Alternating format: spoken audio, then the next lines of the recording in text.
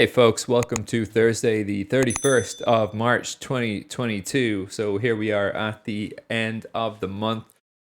Very tricky day yesterday on the equities front. We started out the day and the prior evening with positivity of comments coming out from the negotiations between the Russian and Ukrainian negotiators. However, it really got unwound yesterday, starting from about 9 p.m. Whereby the U.S. administration was flagging this earlier on in the day.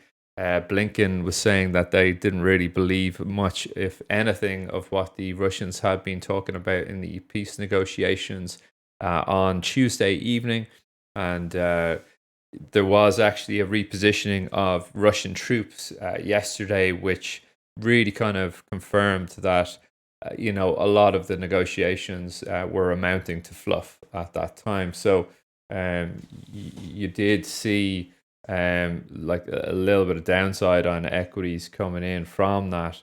But we're going to get over the charts now and have a look at this right now. We'll put up the SPOs and the Nasdaq, and we'll get on over here. So as you can see, well, the big thing overnight, apart from what we were talking about, is oil. Joey B in the White House has really stepped up here now with his policy towards the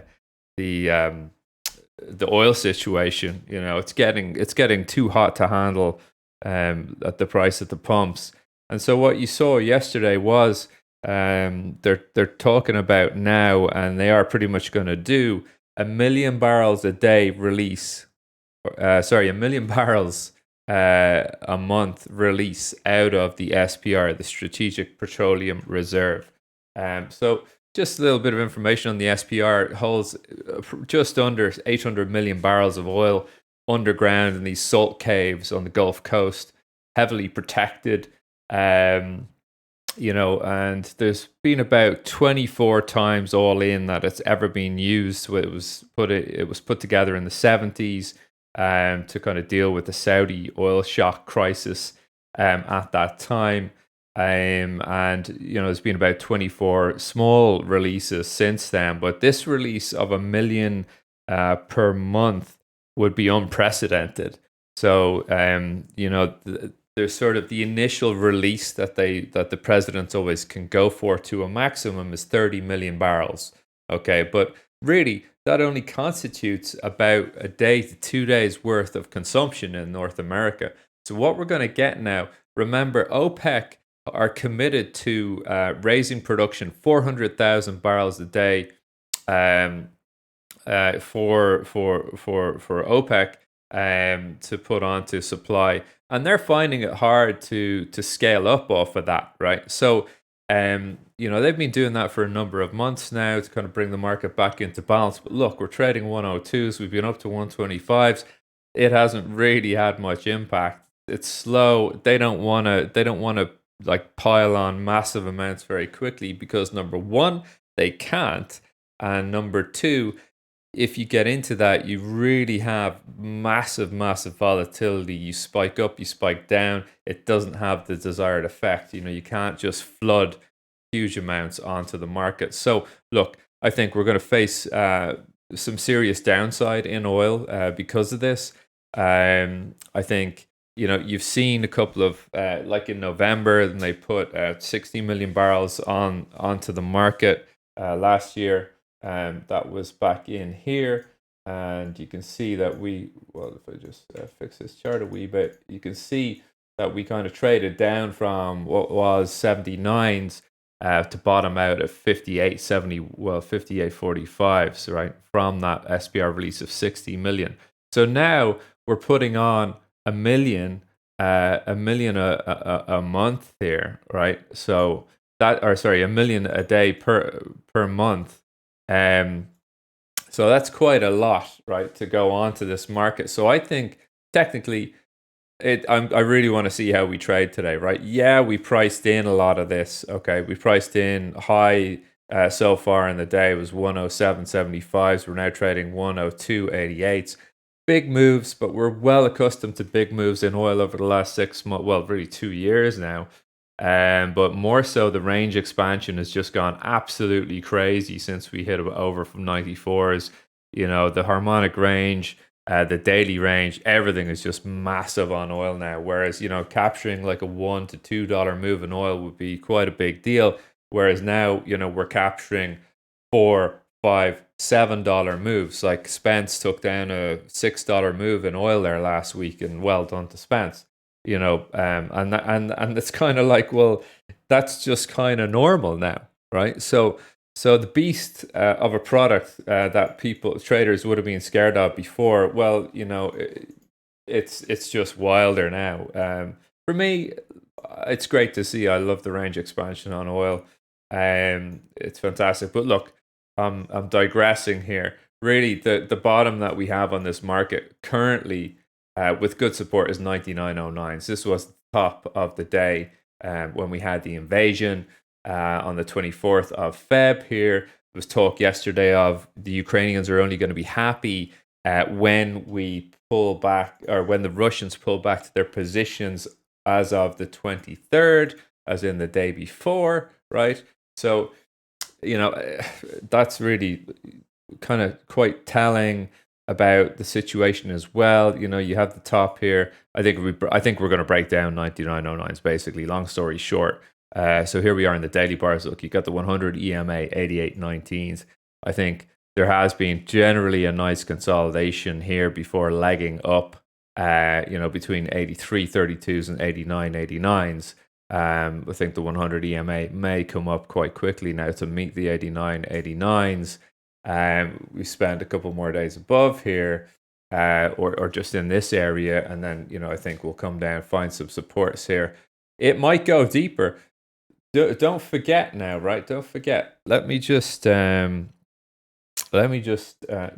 I can't actually. I don't have the. Oh, do I? I don't have. Oh yeah. Here we go. So I can take off these moving averages, right? And really, if we go back out here and look at this trend, right, the green trend below, yeah, we broke out of here and held on the 24th of January this year. It really has been quite a move since all of this year. Now, euro crushing on the lows. I want to get to the dollar move in a second. This is a really nice trade. But basically, we can come down to 83s here easily.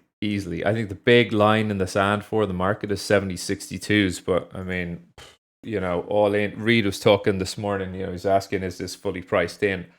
I don't think so. I don't think this is fully priced in. You could have been asking the same question back in November when the SPR release came out.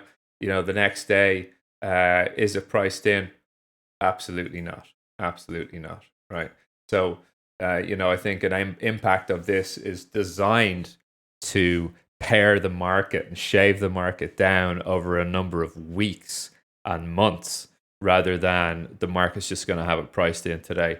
Another thing to be aware of is that you need to figure in that traders, large institutional sized participants in oil, and just big traders are going to have to unwind positions that they would have been taken on the 99.09s. Like, that is a smart trade to be just re-upping longs from 99.09, and we push back up. I mean, there is the flip side of the coin that the market completely shrugs this off, because Goldman Sachs this morning came out and did say that, and it's very astute of them. Well, they are Goldman Sachs. They don't employ monkeys, but they're saying that really this structurally doesn't fix much at all. I think it's not going to structurally fix much within the first 2 or 3 months, but I think by that time the shale drillers are going to be back at work. You saw yesterday we're back at 11.7% production in the US, from rising from prior 11.6, which we've been sitting steady at for a number of months now. So yeah, they're getting back to work. They are producing 100,000 more barrels a week now, or 100,000 more barrels a day, week on week now, which is good. So we want to see that 11.7 on the DOEs come up. So next Wednesday we'll have that figure again. and that's going to help these higher prices for sure. But obviously, Joey is kind of really being called to answer right now because of these high prices, and no one in North America likes it. I think my partner is American, and Shelby was telling me it's the equivalent to Irish, Irish bars. I think we pay 185 right now for like diesel, 195 for petrol. It's the equivalent of us paying $8 or €8 a liter at the moment. So, that's pretty stiff, right? Anyway, I've talked enough about oil here. Just really, you got to be careful out here today, guys and girls. This thing, it's so weak below 104.69s. And I'm looking for a breach on 99.09s over this session. But it would be very interesting to see the fight that goes on the tape on 99.09s. All right, let's get back onto the rest of these markets, and we will soon get to the US markets. But big stuff going on between the euro and gold here, right? So I'm going to kind of tidy up this chart a wee bit here. Some interesting zones to be kept, but essentially you're on the weekly bars here on the euro. Resistance being found at 116.75. So we were talking about this yesterday. This was a target really last week, and we're now crushed back down through it. But the big thing that I've been trying to get on is a resolution of this area, and so really I want to be trading the dollar, but inversely taking a position on the euro. So what we've seen here is the dollar back down 97.69s. We traded it yesterday, found support. We traded again this morning, found support. I like the longs in the euro, the shorts in the euro, the longs in the Dixie for us to retest on here, because I think the dollar is a massive deal when it comes to the markets, and that you don't need me to tell you that. And I think risk premium needs to be sustained in this dollar, and we need to hold above the 97.69s. I think we got to go higher, and we will resolve ourselves in this resistance area above here. But let's see. Let's see if this 97.69s can hold right now. To show you that on the 60 minutes, slowly losing my voice here. On the 60 minutes, you can see this morning there just a little bit of a bid coming, big old bid coming in from that now. We're into the second hour from that. So let's continue to monitor this, and just let me throw these charts back down. All right, US equities. Well, an absolute shit show really yesterday, and there's no other way to put it. Let's trade in this Nasdaq. It's in such a hard little area here. There's the 100 EMA above. There's the 200 EMA below. You can see yesterday just this tight action. Then the range expansion coming in on the open to the upside, pulls back, finds support in the top of this area, 15,108.75. Then bid up. Again, then late in the session, 6:30, offered down off of the 15,164s. The market really was an absolute bag of cats yesterday. Rob did really well to buy on this low and hold it into the close. So well done to Rob. Actually, he was on the spoos, but similar activity. What do I like about this market? I like that it's holding above the 15,108s. It's reclaimed the 200 EMA. That's what I do like about the longs. What I don't like about the longs is we are resistant again on the 15,164s here. It was quite the line in the sand yesterday as a level, quite the line in the sand for resistance on APAC, and it's still holding up as resistance. So I think the shorts here are going to be very hard to capitalize on or to get into with tight risk. So I'd rather let this whole mess of an area resolve itself. If I go over and show you on the dailies here, for example, you can see it's kind of found that resistance sort of on the 100 EMA here, and looking quite weak, really, below the 15,164.75s. Are we going to see further downside and retracement from what has been two really decent up days in the NASDAQ? Market calms down a little bit, or does this market want to push on and reclaim the 15,489s? And I think that will be probably 2 days worth. So look, if there's any day that's going to do it, it's not going to be today. We are getting initial jobless claims 1:30, but it's actually going to be tomorrow when we get NFP. So best to sit on the hands um, at this time. SPOOs fills you with a little bit more of bullish hope for these markets. We did push and hold above the 45.77 half yesterday. That was quite the move, really. Well, actually, we pushed over on Tuesday, came down, tested support Wednesday, and then bid up into the close. So really nice trading from Rob there. 45.77's half hold. Much easier trading to be done here on the SPOOs than in the Nasdaq at the moment. Very complex stuff there in the Nasdaq. Extremely technical. So I like the longs in the SPOOs. Retest could even retest as deep as S1, but let's see what we can get. And then the Dow, wouldn't it be lovely to look across all three markets and just say, wow, this is clearly just long to the upside across the board. The Dow running into a bit of resistance in this line in the sand above here. You can see Tuesday's highs, Wednesday's highs, today's highs, all not able to get in above here, right, in the 35, let's call it 35,200s, right? So, and pretty firm offers that I was noting on the book early doors this morning about 8 a.m. Quite a heavy offer just on the 35,200s, and no one in the marketplace having the gumption to actually take out that offer and push higher. So I think we can drift to the downside quite a bit at this time, and let's see where we can find the buyers. Ultimately, S2 and around 34,793s will be where I'm pretty sure you are going to find buyers, if anywhere. All right, gold. I don't care. Nat gas. It's very technical at the moment. Very technical. There's quite a bit of fundamental stuff going on, but you see this big old gap back here, and we're largely bid up after that. I think 5.422s is a nice area to look for longs. Showing you this on the other on the weekly chart here, you can see that the market is making incremental gains. Nice pullback there. Probably what is this? Start of March. Here 4.947s, providing that support to the upside. Largely supported by that 5.422s. I think we can push on. It just seems to be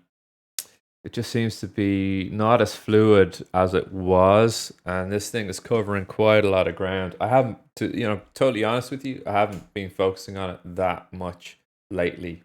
So yeah, all right, that's it for me for this session. Actually, just before I go, cable resistant on 31.66, skewed to the downside now, and I think we need to kind of probably resolve trade in this area, 30.15s to 31.66s.